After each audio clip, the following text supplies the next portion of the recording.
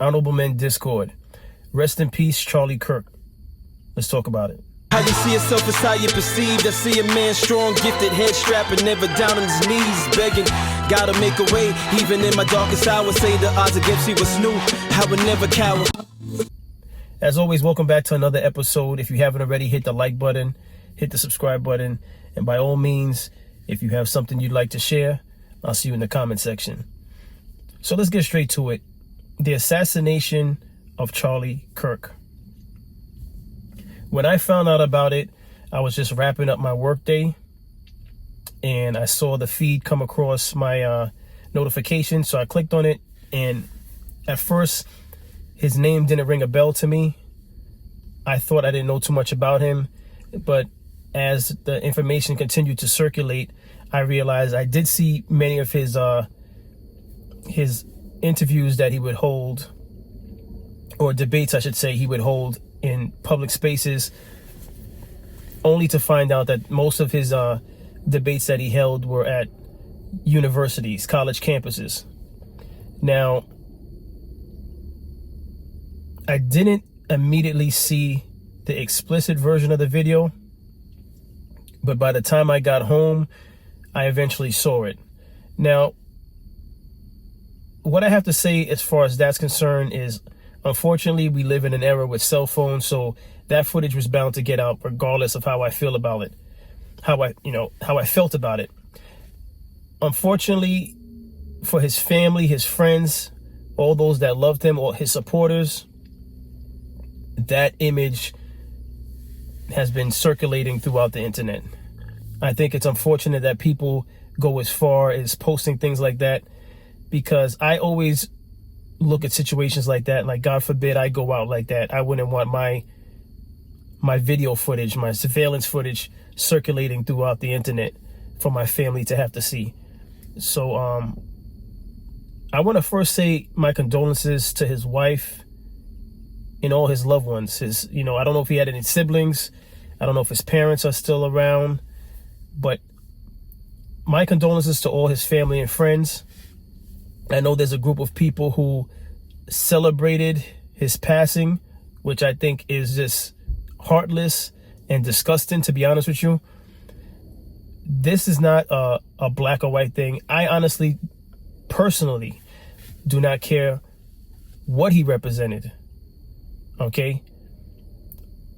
The man went there to have a debate. He was invited, if I'm not mistaken, to have the debate. And for him to lose his life the way he lost his life was disgusting. As a husband, as a father, to be doing something positive, something he's passionate about, to lose his life like that, disgusting. For people to celebrate it, absolutely disgusting and appalling. We have become so desensitized as people. I mentioned it before in other episodes. This country's love for firearms and guns is just out of control. I was talking about it earlier today with a colleague of mine, and he said the country's been like this. I'll say it time and time again. My thoughts on gun ownership is 50-50. Obviously, with the way weapons are spread throughout the streets, and we're not just talking about illegal weapons. Even in some people's hands that receive weapons legally, we're all human. We're all capable of having breaking points. We're all capable of one day not being in the right state of mind. And then someone who legally owns a weapon can now use a weapon against someone else. There's just way too many guns on the street. All right. That is the first initial issue that I have when it comes to guns. Now, we don't know who exactly did this at the time of this recording. I just recently, just before I took my break, I was watching the news report, and the manhunt's still underway. It's still ongoing, the manhunt's still ongoing for the suspect who did this, right, who committed this act. And I'll be honest with you. Again, I was speaking with colleagues. As of last night, they were saying it was 200 yards away. My colleagues telling me it's been updated to 500 yards away. I don't know which one is true. I'd have to go back and look up the recent news reports. I haven't had an opportunity to do so because, I went straight to work earlier than normal today, so I'm doing a 12-hour shift. But regardless of what it is, if it is in fact 500 yards away, it doesn't take away from the fact that Charlie's no longer here, right? But one thing I will say about if it is in fact 500 yards away, there's no way you're telling me an amateur did that. My colleague seems to think, he said, well, it's possible if it's someone who lived in like Pennsylvania and has a lot of acres of land and constantly practices shooting. It could be someone, with a circumstance like that lives in an area where they practice shooting on their personal estate. I don't think so. I really don't think so. We'll soon find out, because the FBI and the other agencies involved are not going to give up trying to locate the individual. But I personally would be surprised if it's just a everyday person who had a firearm, a sniper rifle or what have you, from 500 yards. We're talking about the 500 yards. The 200 yards, possibly, if it's 200 yards, it's possible that it's an everyday person with a firearm. But from 500 yards, no, I believe this is deeper than we can imagine. And that's if they locate the person. Hopefully they do, because that just wasn't right. Again, first of all, for a person's opinion, because he was, I don't want to say he was opinionated, although I'm sure some of you may agree that maybe he is opinionated, or he was opinionated. The fact of the matter is he stood for something. So first and foremost, I respect any man that stands for something and puts himself out there regardless of the scrutiny. He stood for something. He built an organization, I want to say, that traveled and debated young adults. I respect that. He started something. He lived by it. He believed in it wholeheartedly. Did he believe in some of the rhetoric of President Trump? I believe he did, because he was also a guest speaker, I want to say, during the election. But regardless of what he stood for, there's no reason why he should have lost his life the way he lost his life. There's nothing anyone can tell me to justify why a man must lose his life like that for something he believes in. There's no way to justify that. And for those people that celebrated his demise in a public space like that, the way he lost his life, all I have to say to you is this. I personally, and I'm speaking for myself, I would never want to see someone lose their life like that, because first, and I would never condone it. I would never celebrate it, because I wouldn't want that to happen to me. So for those people who celebrated the fact that he died in the way that he died, just consider if that happened to you. Consider if that happened to your brother, your uncle, your father, any one of your loved ones. Would you want that to happen to them? I don't understand how people could celebrate something like that as if that wasn't a human life. All right, he wasn't a dictator. And I'm not saying if you're a dictator, it's justified that you go out this way. But as far as I know, and correct me if I'm wrong, he wasn't responsible for people dying, innocent lives being removed from this earth. He wasn't responsible for that. He was responsible for having a belief, a few beliefs, and he was responsible for debating people on his beliefs. If I'm not mistaken, that's what he was responsible for doing. And people disagreed with him, but he opened the floor for the debate. You got to respect that. It wasn't like he just took to social media and he was spewing a whole bunch of his personal beliefs, and he didn't allow for people to challenge him. He was up for the challenge. He put himself out on the forefront. And it's just very sad and unfortunate that he had to go out like that. I did not enjoy seeing the images of how he passed. I did not enjoy the fact that he passed when finding out more information about him having 2 children, a wife, because it could happen to any one of us for having an opinion and standing on it. It could happen to any one of us. That's why to celebrate this is ridiculous. It's childish. It's inhumane to celebrate the way that he passed away. Now, as far as there's another thing I'd like to discuss about this. As far as the security detail, it just, for the life of me, I can't understand how security details operate. First, I want to say outdoor events, speaking events, need to be no longer. They need to remove that as a means of speaking to people. Period. Right? I think everything should be held indoors. This way, people who are coming to view presentations are properly screened. I think all events need to be indoors. No more outdoor, and I mean for anyone, political figures, the everyday Joe, no more outdoor events. Everyone needs to be searched. I think the guards were down because it was a campus.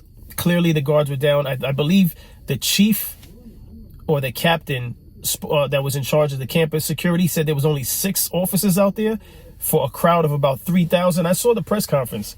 He said there was like a crowd of like 3,000 and you only have 6 personnel. Unacceptable, right? And I can only assume it's because of the area they were in, Utah, a university, a campus. Guards were down and you just assumed that everything would be okay because nothing typically happens in that space. When you let your guard down, that's the worst thing you could do, right? He had a security detail, but it seemed like they were just surrounding him right where he was under the tent. But for the life of me, I can't understand with these outdoor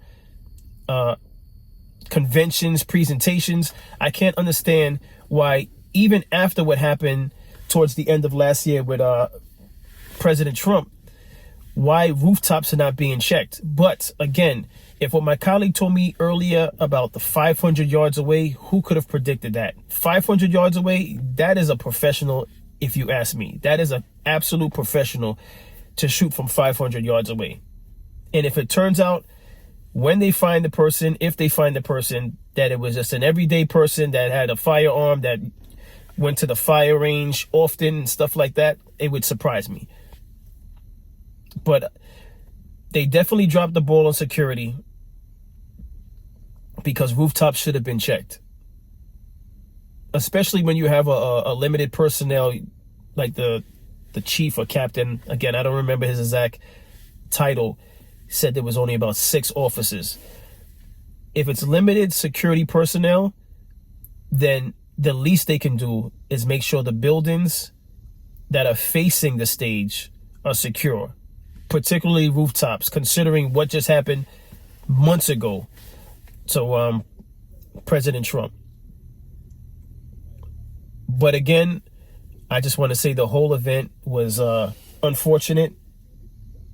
I don't want to miss my the end of my break. The whole event was unfortunate. Sad, sad, sad, sad. And this is not a black or white thing. If you're celebrating his death because he was a white man, ridiculous, disgusting. I don't care if he was African American, if he was Indian, if he was Latin American. None of that matters to me. What matters to me is that a man was pursuing his passion. He started something from nothing. If I'm not mistaken, he started that company that was touring and debating young adults on campuses. And I applaud that. I applaud people that go out there and get it, no matter what your nationality is. There's something to be said about people that don't just sit on their ass and do nothing. You know, I support people that stand for something. There's a respect level for people that stand for something, even if it's something that I don't agree with. There's a respect level that a man can respect from another man who goes out there and does something about what he believes in, rather than just sit at home or just gossip with his peers in private settings. You know, when you put yourself out in the forefront, there's something to respect about that. And for that, I respect his work. I respect his work. I don't entirely know all of his work to say I agree with everything that he stood for, but that's not what we're here to talk about. We're here to talk about the fact that a man passed away that shouldn't have passed away. At 31 years of age, I believe they said he was, 31 or 32. with 2 young children and a wife. Just disgusting. May he rest in peace. May Charlie Kirk rest in peace. May God give his wife the strength to continue on to take care of the children without him. May God give his family members, immediate family members and friends, supporters, give them strength, allow them to keep their head high, and know that, his mission won't die with the bullet. And I'm not here to say whether or not I support whatever his mission was, but the point is that's unacceptable. It's just unacceptable. It's unacceptable, and I think what the world needs is a little bit more empathy in times like this. If it's even possible, the world needs more empathy. Again, put yourself in a situation like that, standing for whatever you believe in. Whatever you believe in, if you were doing something that you're passionate about, imagine someone just takes you out because they disagree with what you believe in.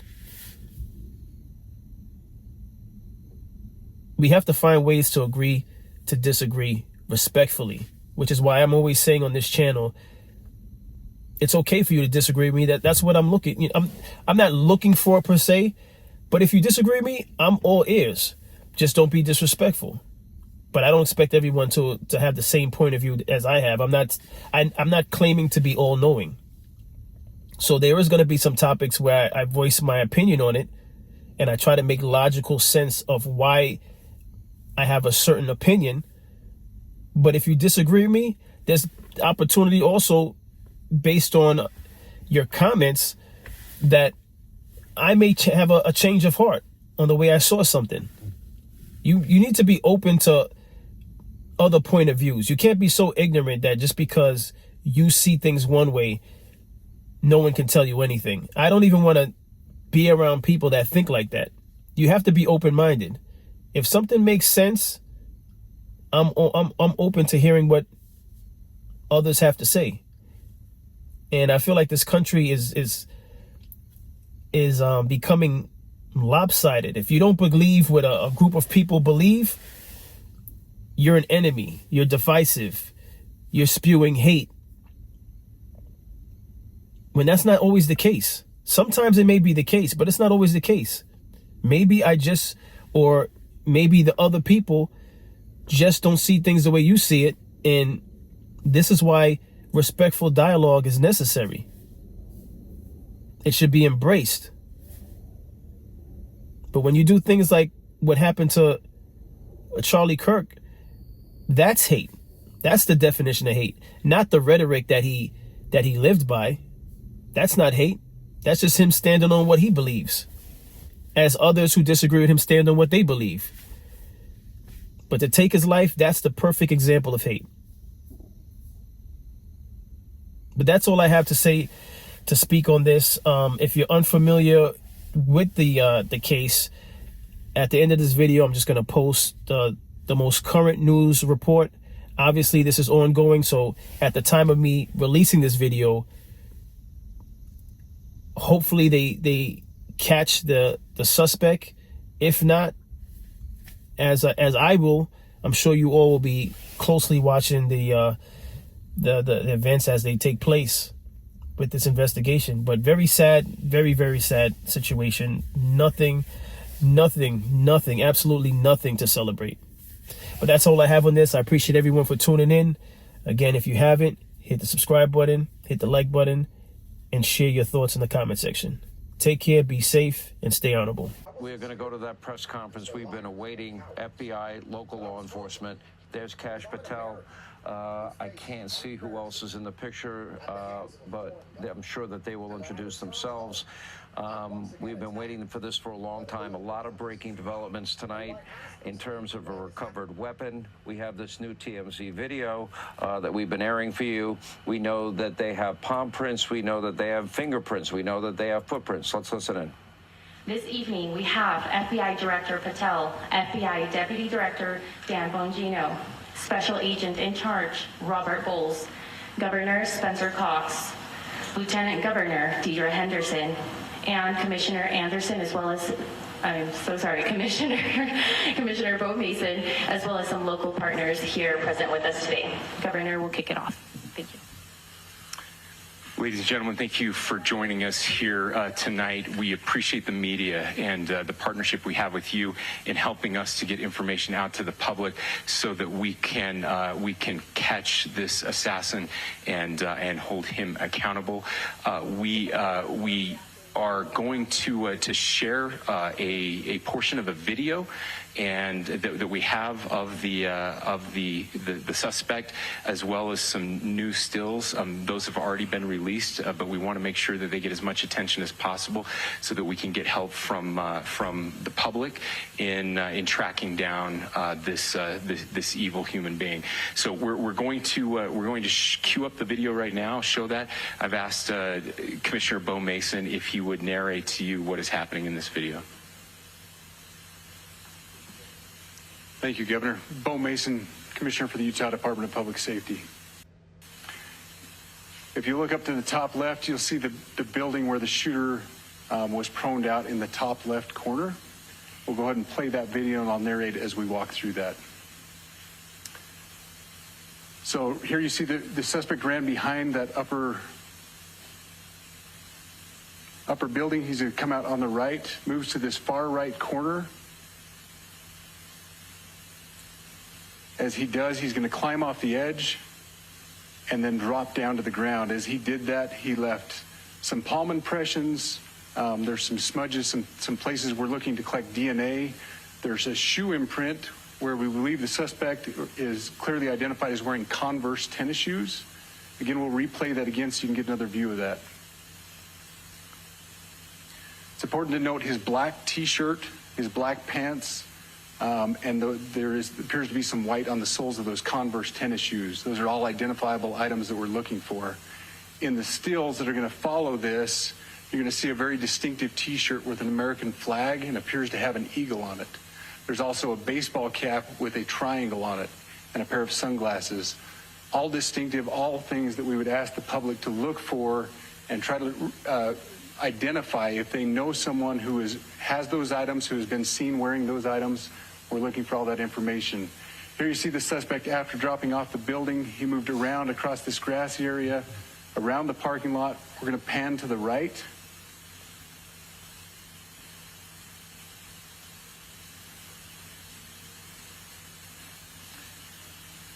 After he crosses the street, this is where he moves over into the wooded area.